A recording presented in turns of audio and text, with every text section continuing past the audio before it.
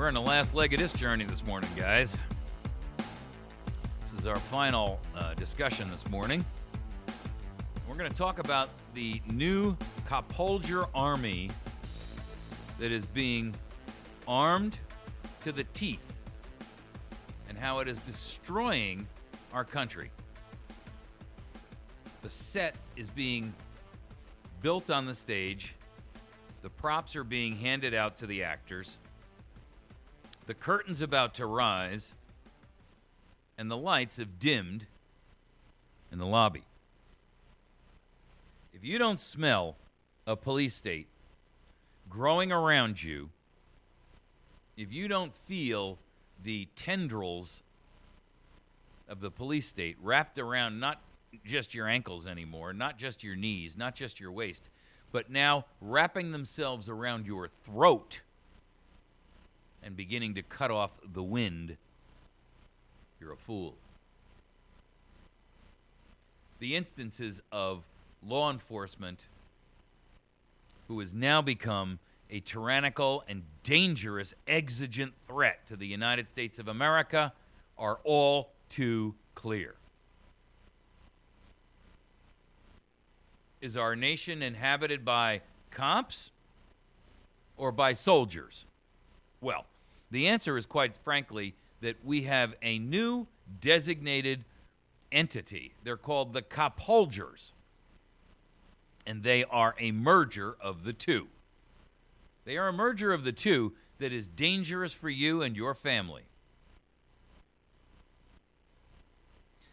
The press and the media would, and they give you they give you the occasional sensational headline, but what they hide from you is the fact that they should be drawing the lines to allow you to see the overall picture, and they refuse to do that. Is it complacency? Is it cooperation? Is it assistance? Is it pressure? I don't know, nor do I care. I can tell you that the amount of information that's out there for you to see all of this is so available to you, so blatant, so obvious, that if you fail to see it, it's only because you choose not to look. I would like for you, and I'll put this up on our YouTube channel, but you can, in the body of the segment, but I would like for you to go to a website called cato.org/raid map. That's cato.org, cato.org/raid map. In this, you'll see a map, and it's a searchable map that talks about an epidemic of, quote, isolated incidents. These aren't isolated incidents. It's the vast overkill of the paramilitary law enforcement in the United States that is killing Americans willy-nilly like as if we were insurgents in a third world country. In fact, we've killed more Americans since 9/11 than we lost soldiers in Iraq, and almost as many as since we lost, almost as many soldiers as we lost in Afghanistan combined. By the time this president leaves office, we will have lost more American lives to law enforcement than we lost American soldiers in both wars.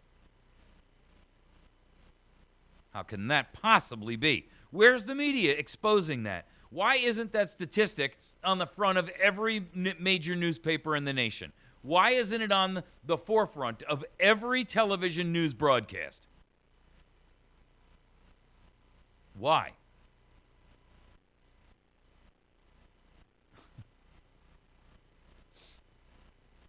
The raids on innocent people, people who were not guilty of anything. The raids were in large part, many of them were killed, is just staggering. This map has the wherewithal and the ability for you to search for raids on innocent suspects, the death or the injury of a police officer. And by the way, I got to tell you, they're a lot less, I know they want you to believe that, law enforcement officers put their lives on the line every day. I don't disagree with that.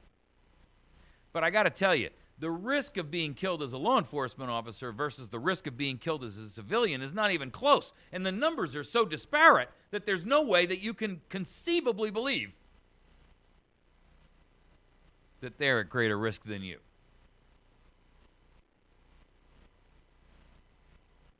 I mean, what are we talking? You know, in the last 20 years, 20, 30, 40 officers killed? We're talking about thousands of Americans killed. Innocent Americans. If you're going to kick in the door of an American home, then I've got to tell you, you're going to have to expect to get shot. The article Cops or Soldiers from The Economist ought to wake every American up. In fact, the flags on the play should be so thick it's like confetti at the Super Bowl. Here's the way the article starts. From the way police entered the house, helmeted and masked, guns drawn and shields in front, knocking down the door with a battering ram and rushing inside, you might think they were raiding a den of armed criminals. In fact, they were looking for $1,000 worth of clothes and electronics allegedly bought with a stolen credit card. They found none of these things, but they did arrest 2 people in the house on unrelated charges. I invite you to remember the community lockdown of Boston, which was, for all intents and purposes, a practice run at how gullible will these peasants be. Your homes were raided. You were removed from your home at gunpoint because of the risk that one guy might have been somewhere in the community, somewhere in the city of Boston. The homeowner's son in this case was a disabled ex-service guy. He reached for his legal gun, and he heard the police announce themselves, and he reholstered it. Otherwise, he would have probably been dead.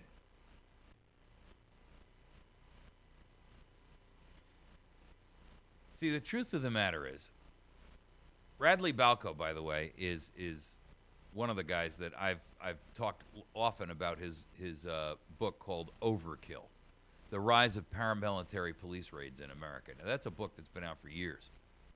And in the back of it, he's got hundreds and hundreds of examples of how law enforcement has, for all intents and purposes, become a danger, an exigent danger, to the average American citizen.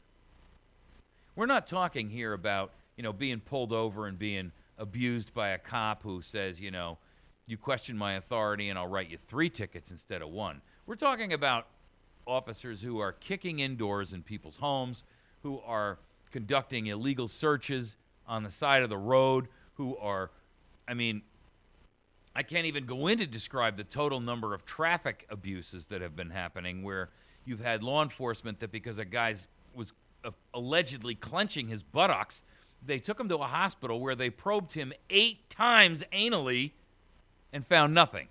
8 times. At what point after the first or second probe do you say, well, maybe there's nothing there? Another woman, 6 times. They made her defecate while they watched. Cameras. What the heck is going on in our country?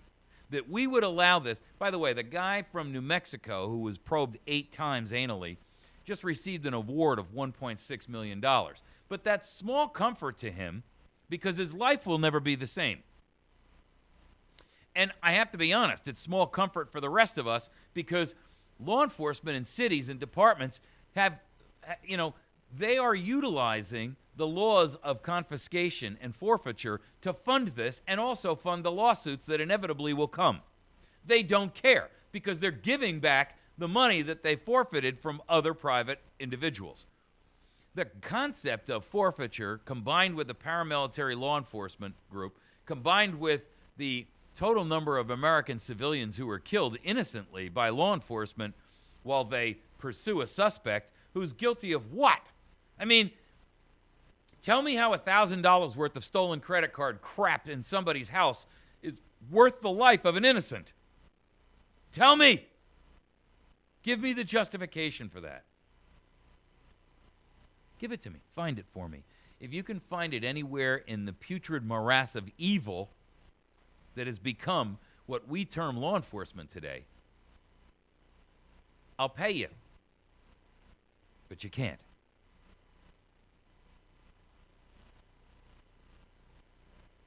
The American police are now soldiers.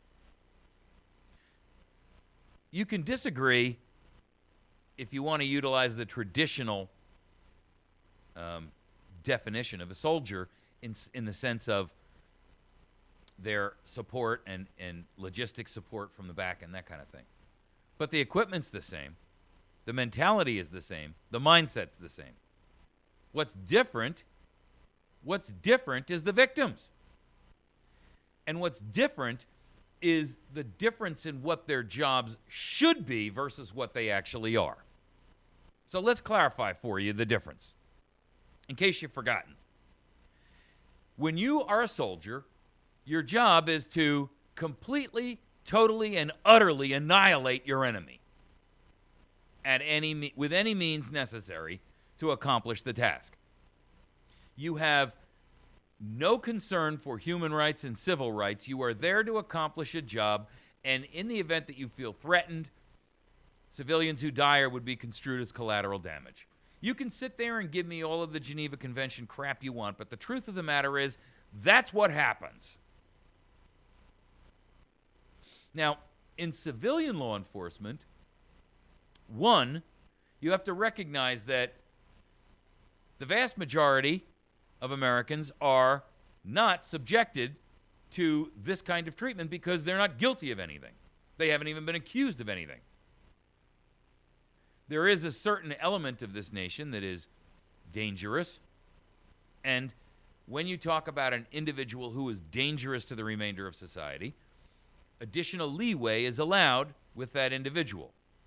But when you talk about a kid with 3 joints in his sock, when you talk about serving a warrant on someone who didn't show up for a DUI hearing at court, it does not justify the wholesale violation of their rights and everyone within their community, if you will, within their circle. It doesn't justify the violation of the rights of the homeowner when the police come in and sees something that, some drug, say, and the guy's got, 5 baggies, not one, and then they say, aha, you're a drug dealer. And then they confiscate his mother's house because it is construed to be, what? Proceeds of the criminal activity. Ladies and gentlemen, if you call that an American principle, I call you a traitor. And I'm telling you, this isn't this hasn't happened 5 times. This hasn't happened 50 times or even 500 times. This has happened more than 5,000 times. In fact, the numbers are so dangerous that the numbers are well over 50,000. In fact, they may well be approaching 5 million. Forfeiture combined with extensive and abusive force are combined with the mentality that you're all guilty, we just haven't figured out what for yet, is the end of America as you know it. And the empowerment of these people, while simultaneously they are, every time they get away with it, they're empowered more and more and more. Check the mentality of entitlement that is in the average cop's mind. Go and talk to a friend of yours and look at and ask them what they think of the average citizen. They construe you as scumbags. Yes, all of us. They just haven't figured out what we're guilty of yet. But we're all guilty of something. They may not know exactly what yet, but it's just a matter of time until they figure it out. The truth is that if you were to give a fair and level test, psychiatric test, to the vast majority of police in the country, I suspect that most of them would fail. Did they go into law enforcement for the right reasons? Certainly a certain number of them did. And certainly there are good police. But when you have instances where where every time they pull someone over, they feel entitled and empowered to abuse that individual when they're not given the training that says your first and foremost job is not to find crimes that you can prosecute, but to make sure that you are protecting the lives, the property, and the rights of the citizens of the country. Even when that means you've got to miss a bust, then we have a problem. We have a major disconnect. And at this point, it's not a major disconnect. It's a complete and utter pandemic. Every little community, every little town has a SWAT team. The DHS is pumping fully automatic weapons and weapons of war into the hands of law enforcement, who are, quite frankly, untrained in their capabilities, untrained in the issues that would protect the citizenry and the civilians that are supposed to be in their care. In fact, the only training they get is what they got to do to make the bust happen.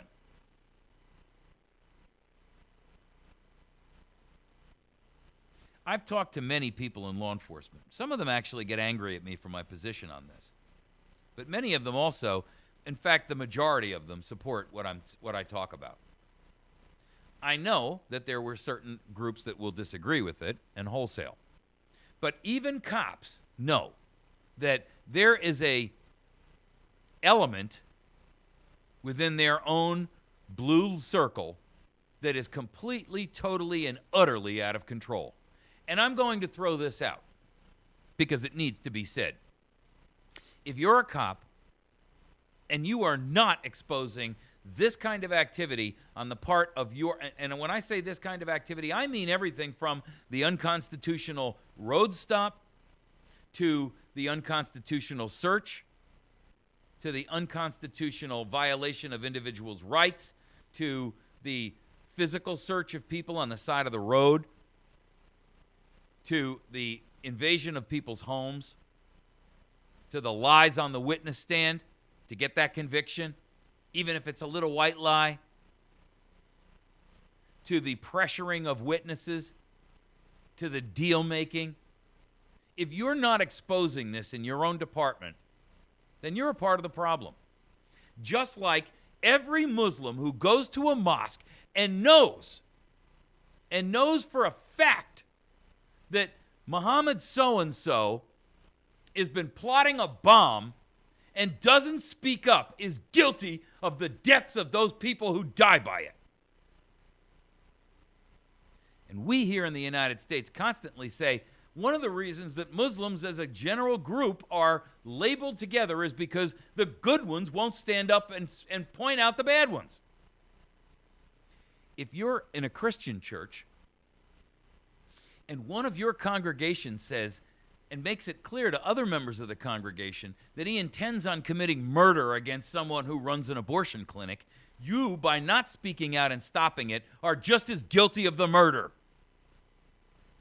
And you in law enforcement are no different. There is no separation here. If you are condoning, protecting, or making sure that that individual is covered, even though you are not participating, then you are guilty yourself. You're guilty of the conspiracy, the aiding and the abetting. The same thing that you're charging people with. If you're in law enforcement and you withhold evidence that you know is exculpatory, if you are in law enforcement and you manufacture evidence, if you lie to someone in an effort to get them to confess to something, then you're a participant.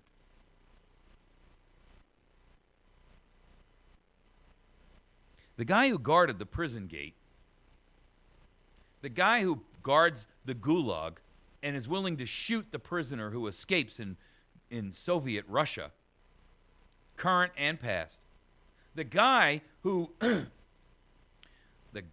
ran the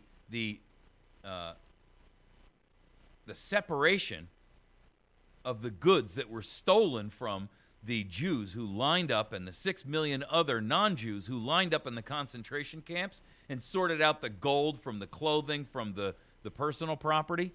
He's just as guilty as the murderer who stood there with a pistol and shot them in the back of the head or dropped in the gas. There is no difference. You cannot draw a moral separation. You can try. You can give yourself all the justification you want. But I guarantee you, in either this life or the next, you will have to answer for that. Somehow or other, and I don't care whether you believe in a Bible or you believe in karma, somewhere there is an intelligent creator that is going to make all of us, at some way, shape, or form, respond for how we've done. You cannot be in law enforcement, and you cannot say to me that what's happening in your industry, what's happening in your very, very limited role is acceptable or allowable. Any more than I can sit here and justify that, hey, I didn't rob the bank. All I did was count the money at the end. You would construe that to be a conspiracy, aiding and abetting in the robbery of the bank. You would construe it to be an accessory by saying, I didn't stop a murder that I knew was going to happen. I could be charged for that. It's a physical crime. How many people came out and said, after Newtown, that the mother was guilty for not doing something about what she knew to be a dangerous son? And I throw the same accusation on you as law enforcement. If you have refused to stand up and stop this activity, knowing full well what's happening, who's responsible for it, and who's guilty of it, and you have kept silent, participated, or covered it up, then you are no different. The blood is on your hands as well.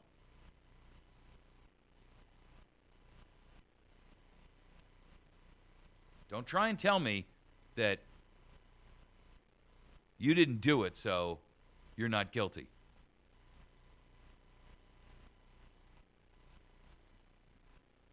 You know,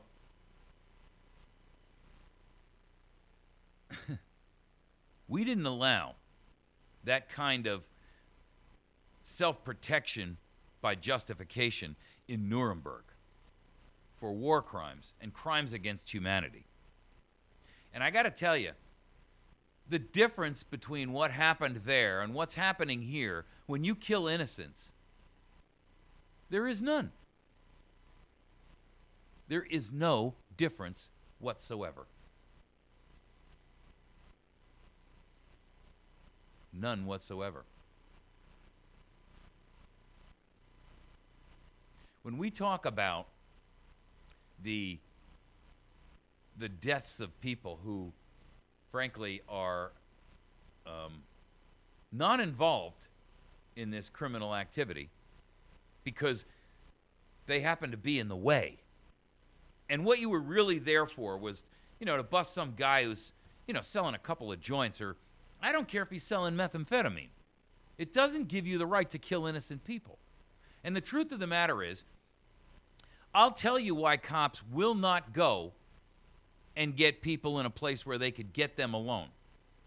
They want to get them in the house because that's how they get the forfeiture for the money and the assets and the cash and the property.